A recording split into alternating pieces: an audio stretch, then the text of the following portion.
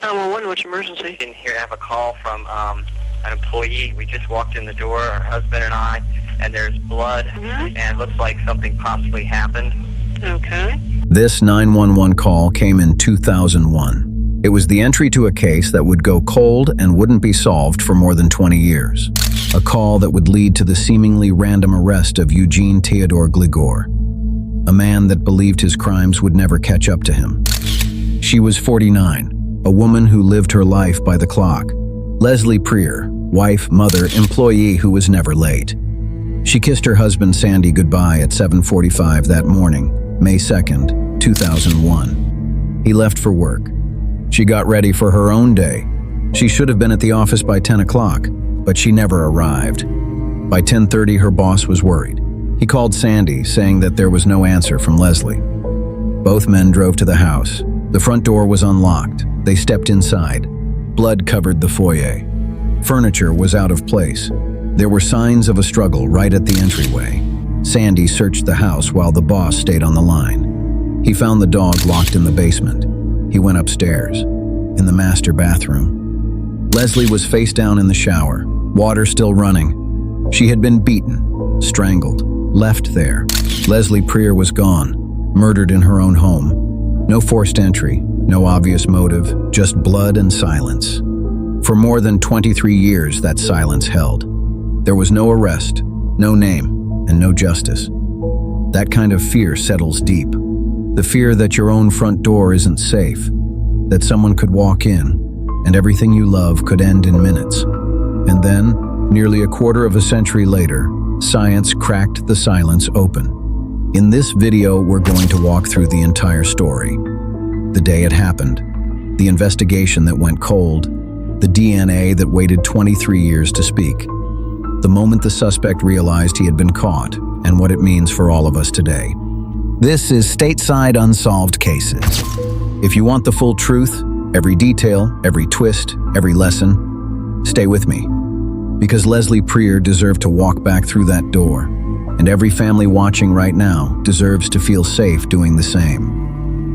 May 2nd, 2001 started like any other Tuesday for Leslie Prier. She was 49 years old, the kind of woman who ran her life with quiet precision. She kissed her husband Sandy goodbye at 7:45 that morning, just like always. He left for work. She stayed behind to get ready for her own day at the office. She was never late. That was one of the things everyone loved about her. You could set your watch by Leslie. By 10 a.m. she hadn't arrived. Her boss started calling. No answer. By 10:30 the worry had turned into something sharper. He called Sandy. Sandy said she'd been fine when he left, getting ready, everything normal. Both men drove straight to the house on Drummond Avenue in Chevy Chase. The front door was unlocked. They stepped inside. Blood was everywhere in the foyer. Furniture knocked out of place. Signs of a struggle right at the entryway. Sandy's heart dropped. He called out for Leslie. No answer. While the boss stayed on the line with dispatch, Sandy searched the house. He found their dog Boomer locked in the basement. Unusual. He went upstairs. In the master bathroom, Leslie was lying face down in the shower. The water was still running. She had been beaten, strangled, left there. Police arrived quickly. From the look of things, there was no forced entry, no broken windows, and no sign of a burglar who'd been surprised. Whoever did this walked in, or was let in, and the violence started right at the door. Forensic teams found blood that didn't belong to Leslie. An unknown male's blood near the dining room window, more at the kitchen doorway, a streak along the back door. They also found it under her fingernails. This strong woman had fought back, hard. Sandy, her husband, was the last person known to be with her. He was questioned that day as the prime suspect.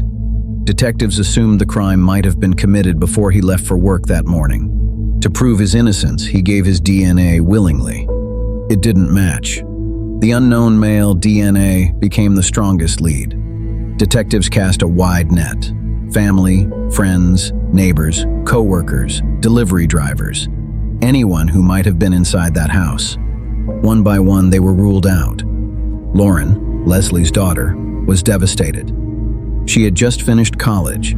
She had dated a boy from high school, Eugene Gligor, but they'd broken up years earlier. At the time, she did not know that her high school crush would become tied to the murder of her mother, a boy who struggled with alcohol addiction and burglary. A year later, she reached out to detectives asking if there was anything new. They told her they were still working leads, but nothing had broken yet. Let me ask you something that I know is sitting with you too. If you came home to blood in your own foyer, if your mother, your wife, your daughter were gone, if the last person to see her alive was someone who seemed so familiar, how long would it take for that fear to turn into a lifetime of questions? That's the fear Sandy and Lauren carried every day for more than 2 decades. We're going to look next at how the case went cold and how science finally brought the truth out of hiding. After Sandy was cleared by DNA, the case lost its momentum. The unknown male profile under Leslie's fingernails and at the scene had no match in any database. Detectives interviewed everyone they could think of: family, friends, co-workers, neighbors, even delivery drivers who might have been inside the house. One by one, they were eliminated. Lauren reached out in 2002, asking if there was anything new. The detectives told her they were still working leads, but the truth was, the trail had gone cold. The house on Drummond Avenue stayed quiet. The blood was cleaned up, the shower was fixed, life moved on without answers. For more than 2 decades, that silence held. No arrest, no name, just a mother gone, a husband wrongly suspected for a time, a daughter carrying the weight of what happened to her mom, and a killer who believed he had gotten away with it forever. Then science caught up. In 2022, the Montgomery County Cold Case Unit pulled the file back out. The unknown male DNA, still preserved, was sent to Othram Labs, a leader in genetic genealogy. They didn't look for a direct match in criminal databases. They looked for family. A distant relative in Romania had uploaded their DNA to a public genealogy site years earlier, searching for roots. That single upload created a thread. Investigators built a family tree, branch by branch, generation by generation, until every path led to one name: Eugene Gligor, Lauren's ex-boyfriend from high school. They had dated from around 1994 to 1997. She was a little older, he was younger. They drifted apart when college started. Eugene moved to Washington, D.C. He built a new life. He thought the past was behind him. However, to confirm that he was the person who did it, detectives needed his DNA.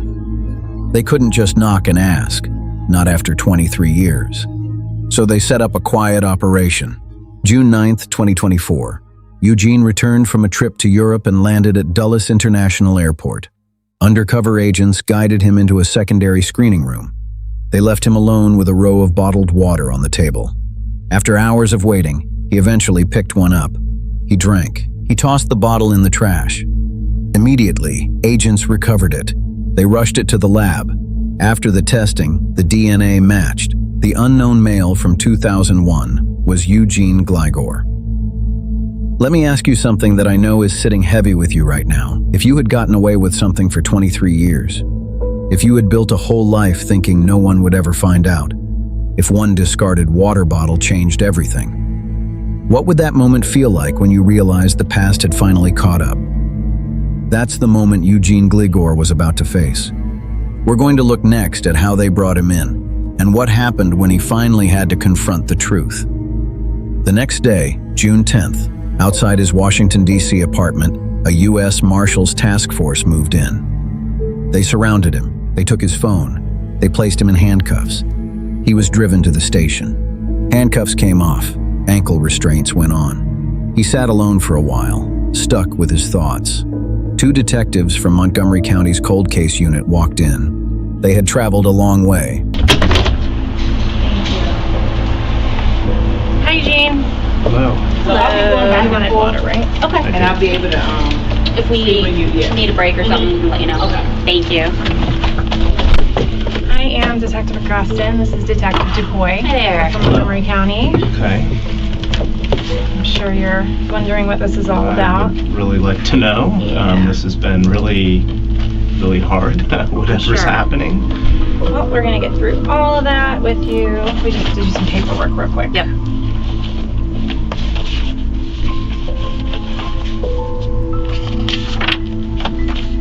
before we can talk to you about anything, we have to read you your rights.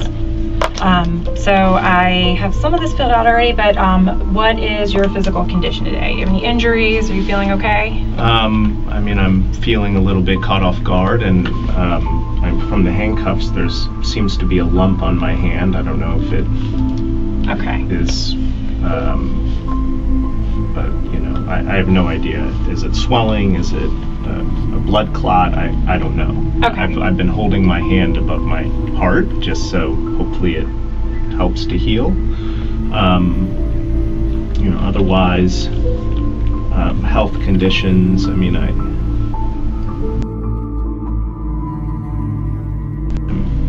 been under the weather. Okay. But nothing. Yeah, I mean, nothing. All right. Nothing that's clouding your mental judgment or anything like that, though. I mean. Anything else? No. Okay. And are you sober right now? Yeah, I'm yeah, 100% sober. I've These are been just sober questions for years. we ask everybody. Yeah, these are just the form questions. Mhm. What is your highest education level completed? High school.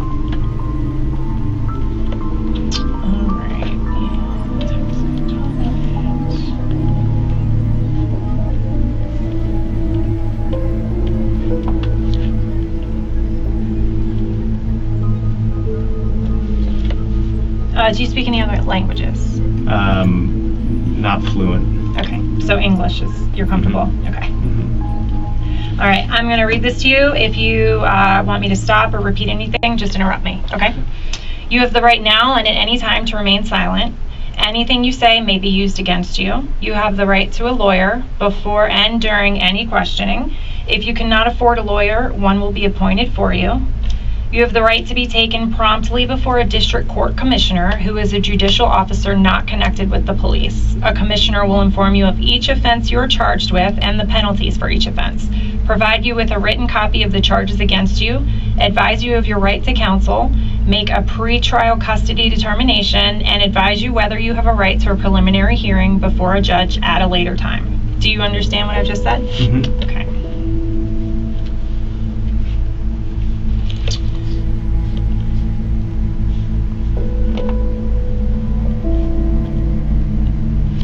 So I'm going to let you look over this again.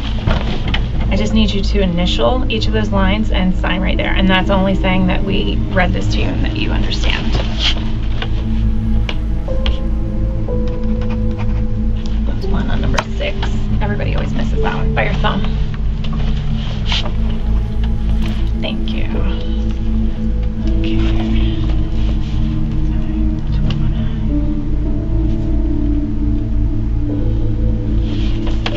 Okay, so now that that's out of the way, we are from Montgomery County. We actually work in the cold case unit. We investigate crimes that have been unsolved for quite a period of time. We investigate homicides and rapes. So we were working on a case that came from Chevy Chase. Mm-hmm. And when we were going through the case file, your name was in there as someone that was related to the family, whether if we have a big list of people, but friends, family, something like that. So do you recall back in 2001, Leslie Preer? Yes, that she was murdered. Yeah. Yes. Okay. So that's the case that we are investigating. You went to BCC with her daughter at the time? Correct. Is that correct? Okay. And what was your relationship with Lauren, the daughter? We had dated. Okay. And when did you guys date? Do you remember years? The exact dates, I'm not entirely sure. Were you in high school or was it after high school? Yeah, it was high school. Yeah, I'm not exactly sure. Maybe like 1994 to 1997 or something around there. Okay. And from your dates of birth, I can see you're a little bit younger than Lauren. So was she already graduated from high school, or were you guys both still in high school when you guys were dating? We were both in high school. She had finished high school, and I believe we had dated for a few months while she was in college, but that was it. Okay. So back then, when you guys were dating, where did you live?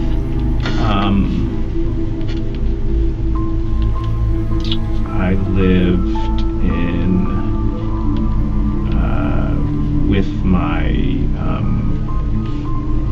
with my mother in Rockville. Okay. Do you remember the address or what street or anything? I wish I did. I don't. Okay. And you said you lived with your mother. Were your parents separated? Yeah. Okay. Where did your dad live? He lived in Chevy Chase, and yeah.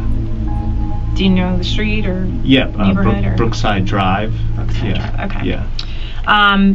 And so you and Lauren had dated well before her mother was killed. Do you remember, were you still in touch with Lauren when this stuff happened to her mom? No, we had broken up a couple years before, at least, maybe longer. I'm not sure. And I believe I reached out just to send my regards, and maybe saw her a couple times, and but that was it. Okay. Do you remember how you found out about it? I remember I was at work, and I believe she had actually told me that she had come into where I was working at a restaurant, and she had told me that what What restaurant was that? Do you remember? It was a restaurant called Black's. Okay. In Bethesda. Okay. Let me see. So you guys were just kind of cordial at the time, but you weren't really close. It's not like you guys kept touch that much. Correct. Okay. When you guys were dating, how close were you with the family? Like, did you spend a lot of time at their house, or did you know them real well? I knew the family. I, definitely spent time. She spent time at my house. I've spent time at her house. Yeah, for sure. Mm-hmm. So how were you close with her parents? I mean, I wouldn't say close with them. I don't know how much, I don't know if close would be the right word, but they were friendly with me and nice to me, so, yeah, I mean. Okay. Let me see. Were you at her house a lot of the time?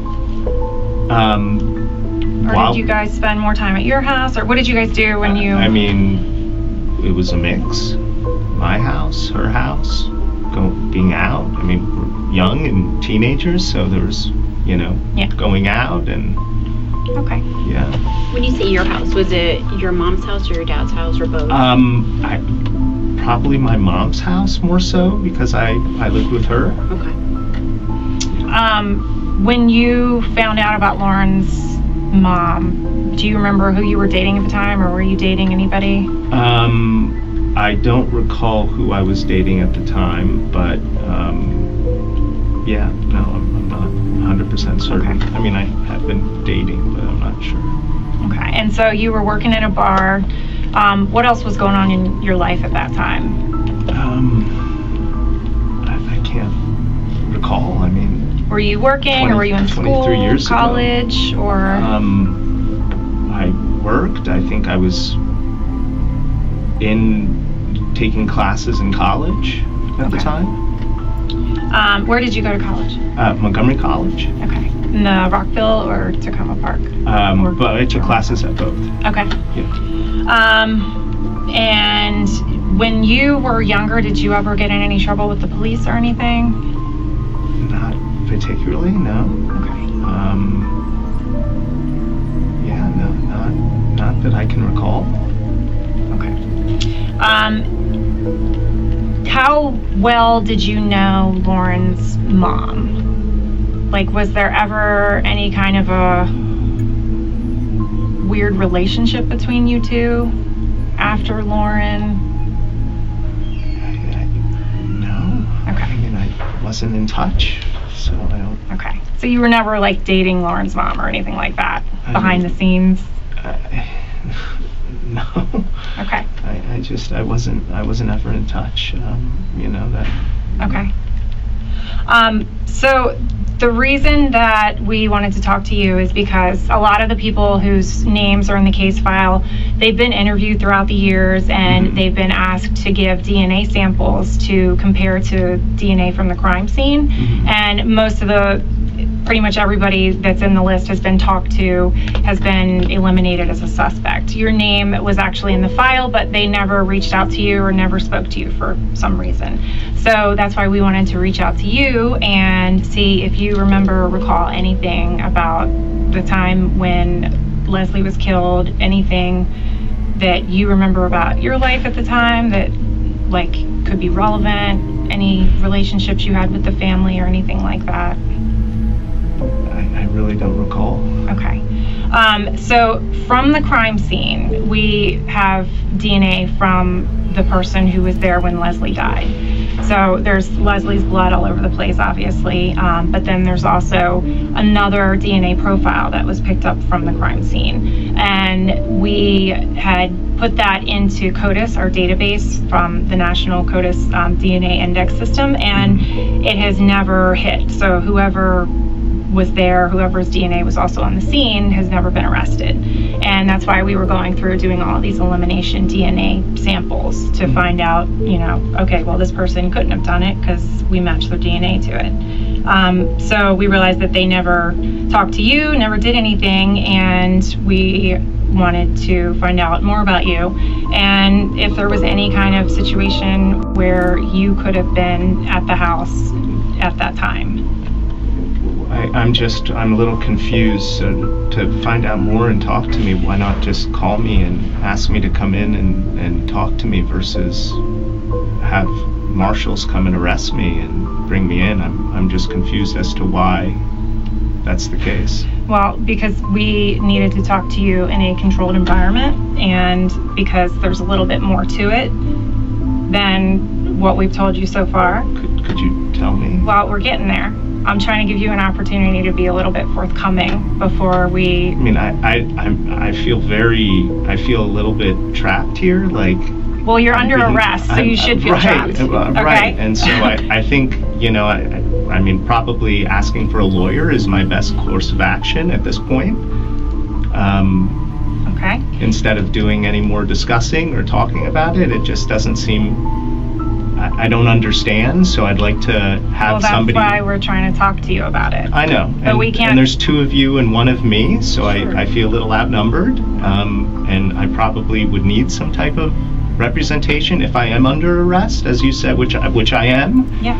And so I think that having a lawyer would be the best for me in my interest at this point. That's totally fine. And we don't have to ask you any more questions, but we are going to just tell you some stuff. Okay? So from the crime scene, the DNA that was taken, we actually have a sample of your DNA, and it was compared to the crime scene DNA, and it matched. So we know that you were there at the time when Leslie died. But I never gave a sample of DNA. That's correct. We obtained a sample from a discarded water bottle that you drank out of. So you were followed, and we collected it after you discarded it into the trash, and it was swabbed and it was compared. So your DNA matches the crime scene DNA. I don't know what to say. I have no recollection. I have no memory. I don't know what to say. Okay, well, that's why we wanted to talk to you, to find out if there's any other explanation. But we can't ask you any more questions if you want a lawyer present. Yeah, I think I should have a lawyer present. I don't know what to do or say. It doesn't make sense to me, so I don't know. I don't know what to do. Do you have a lawyer that you... No. Okay. I don't have to call. I don't know. I probably would call my girlfriend and ask her to help funds. I don't know. We wanted to try to see if there was another angle or another side to this story. And, I mean, we know why would my that... DNA be there? That's what we're trying to figure out. So, I don't know. I don't know, I mean, I was in the house, but it was years before, Correct. When I dated her. Correct. I don't know. I wish I could tell you. I don't know. I don't understand.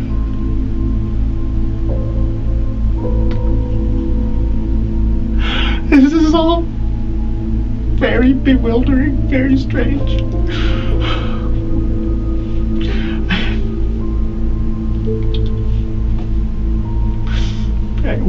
Is there more that you're gonna tell me? Is there more? I mean, we've told you plenty. We can't continue to ask you questions.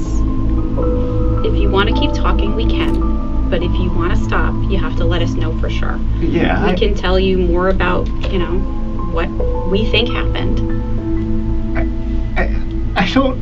I mean, what do you think happened? I don't know. I can't verify. I don't know. I don't recall. I don't have any memory. I didn't do anything that you're talking about, so I don't know. And I don't feel like I don't know how to answer and go into. I don't want to try to incriminate myself with questions. You guys are professionals. I'm not. I don't know. I really do think I need an attorney. I need to use the phone, and I need to call someone, and I need legal representation before I respond to anything else. Okay, that's fine.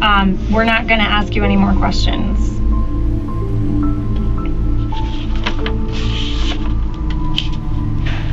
There's no tears coming out of your face.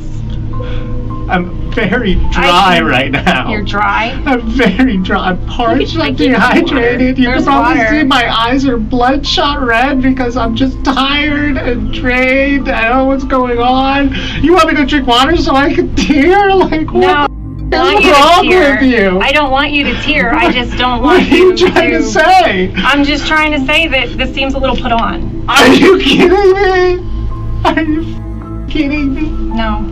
Oh my God, you're so full of it. You're after. This is the police. This is, yes, like it makes sense. It's in your eyes, it's guilty until proven innocent. I get it. Well, honey, your DNA was in the crime scene. That's why, there's a reason. There's due process, right? Sure. Due process. So you're saying I'm guilty before I've even been put into a court of law? I'm saying that there's probable cause to believe that you were there when I think she what you were died. saying was the contrary to that. So, okay, but I don't remember. I don't know. I don't know. So what we're trying to figure out is how your blood was at the scene that day. If there's an alternate explanation, that's why we wanted to talk to you today, okay? So I feel like you just need to take a breath for a second, okay? That's what we're trying to figure out. Why is your blood there? Could it have been, an interrupted burglary? Did something happen where you didn't expect anybody to be home? I have no idea. I don't remember. I don't recall. Again, you're asking me questions that I don't know. I'm not and asking I you a asked question. you did. You just asked me a question, and I asked for legal representation, Okay. and you guys are very smug looking at me like I've done something, and of course it's innocent until proven guilty, right? Am I wrong or am I right? You are entitled to your due process, absolutely. This is insane. This is insane. I really don't know what else to say other than please allow me to. Sure. You read it to me, right? That Yep. I am allowed legal representation. Absolutely. This would be the best thing for me to do right now. We are I don't not going to ask you understand. any more questions. You said you wanted to know more, so we were telling you more. I'm sorry. I'm really on edge and I can see. upset and yeah. Okay. You would like legal representation? That is absolutely your right. We will not ask you any more questions. All right? And how do I go about doing this? Well, we're done talking to you. They're going to walk you back over to processing, and once they are done, I don't know if they've done fingerprints and all that stuff with you yet. Once they're done with all that, and you meet with, I think in DC, you're going to still meet with a commissioner and be charged with this paperwork for this, or be served with it, and then you'll have an opportunity to make whatever phone calls you need to make. Okay. I believe that's the process. We're in DC, so I'm not super, that's how it is in Maryland. Okay.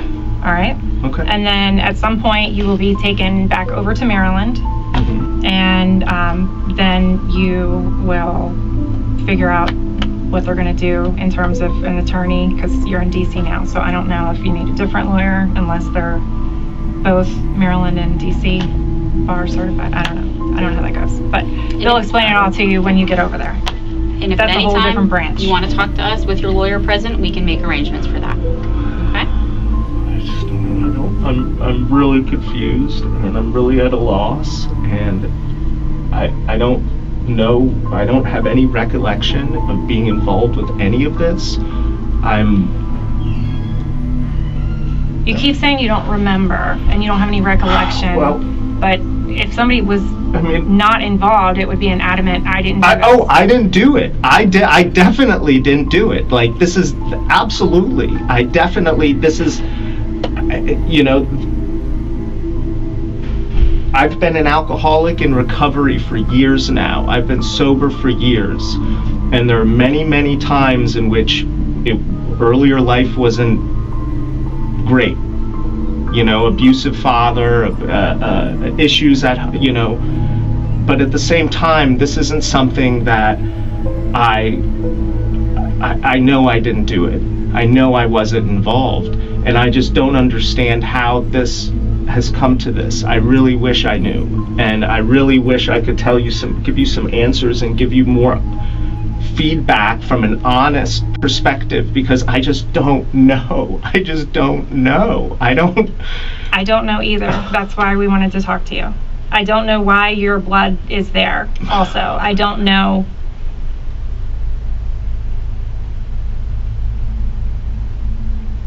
Wow. The only person that knows is Leslie, and she can't tell us. Wow.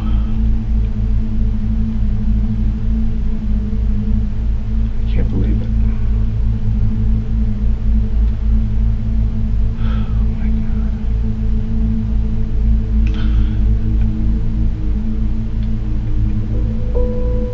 Do I get to make phone call? Yeah, we're all done. Do you have any other questions for us? I don't know. If something comes up, I'm flabbergasted. I don't know what to say or what to do or what to think right now. Okay. After you talk to your attorney, if you want to talk to us again, my name and information is on the paperwork that you're going to get. You can have your attorney reach out to Montgomery County. He'll be able to figure out, or he or she, whoever, will be able to figure out how to get in touch with us. Okay? All right.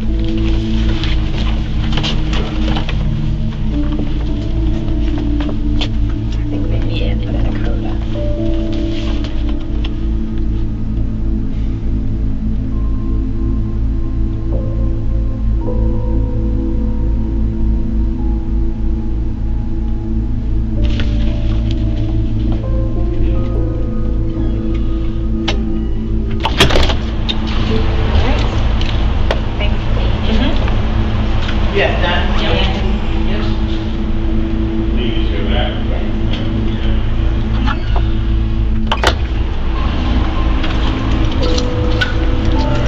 Go ahead and stand up for me.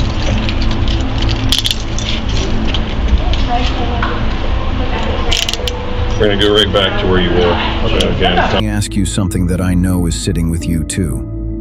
When someone you once loved, someone you dated, trusted, shared your life with, is suddenly sitting across from detectives explaining how their DNA ended up at your mother's murder scene, what does that fear feel like? The fear that the person you knew is gone, replaced by someone capable of something unimaginable.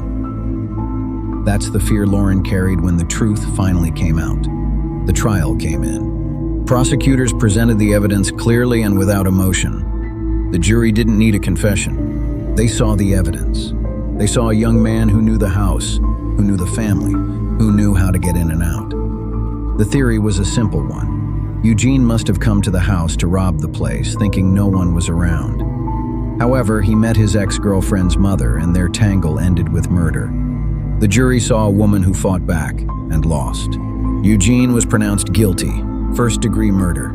He was given a life sentence, parole eligibility after 46 years. In May 2025, Eugene pleaded guilty to second-degree murder, admitting he killed Leslie but claiming it wasn't planned.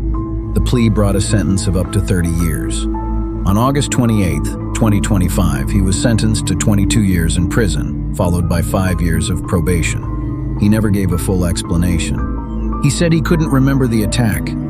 He called it the greatest regret of his life. But those words rang hollow to the people who had waited more than 2 decades for justice. Leslie Prier never got to see her daughter graduate college. She never got to meet her grandchildren. She never got to grow old with Sandy. She was taken in a moment, in her own home, by someone who once walked through that same door as a guest. That fear stays with us. The fear that safety can vanish in seconds. The fear that someone familiar can become dangerous. The fear that we missed the signs. But fear doesn't have to be the end of the story.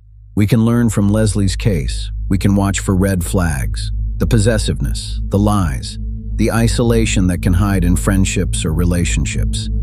We can teach our kids to trust their instincts, and we can take small, practical steps to make our homes safer. One tool many families rely on now is a home security camera, especially a doorbell camera with motion alerts, two-way audio, and cloud storage. It gives you eyes at the door when you're not there. It can capture someone approaching. It can send an alert to your phone. It can give you those precious seconds to call for help. If Leslie had had one more camera, one with better coverage, one with instant notifications, could it have made a difference? Could it have given Sandy or Lauren time to react? We'll never know for sure. But for your family, it could. I've linked a few reliable options in the description. Affordable doorbell cameras and home security systems with strong reviews from real families who've used them for peace of mind. These are affiliate links. They help support this channel and more stories like this at no extra cost to you. You matter. Your loved ones matter. One small step can make a big difference. What safety step are you thinking about taking after hearing Leslie's story? Comment below. Your thoughts could help someone else feel less alone. Thank you for staying with me through this. If this moved you, like the video to help spread awareness. Subscribe and turn on notifications. We'll keep telling these stories with care. Share it with one person who needs to see it. This is Stateside Unsolved Cases. Stay safe and hold your people close.